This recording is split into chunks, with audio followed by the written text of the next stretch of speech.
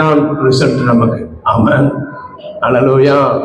1 கொரிந்தியர் புத்தகம் 3ஆம் அதிகாரம் 1 கொரிந்தியர் புத்தகம் 3ஆம் அதிகாரம் 1-2 வாசிப்போமே. மேலும் சகோதரரே, நான் உங்களை ஆவிக்குரியவர்கள் என்று எண்ணி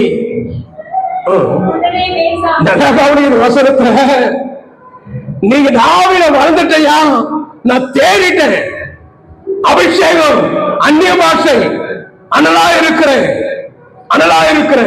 அப்படி சொல்லக்கூடாதான். என்ன சொல்றாரு பவுல்? சொல்றாரு, கொரிந்தியரே சகோதரரே, நான் உங்களை ஆவிக்குரியவர்கள் என்று எண்ணி உங்க கூட நான் பேசல. கை தட்டி ஆர்டர் பயன்படுத்துமா?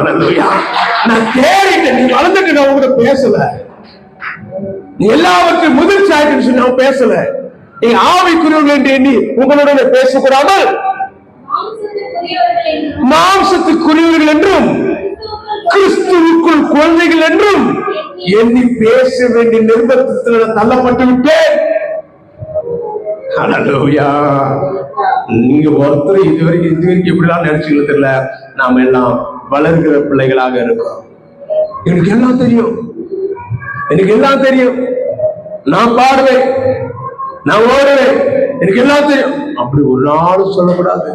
அது கர்த்தருடைய பார்வை பாவம்.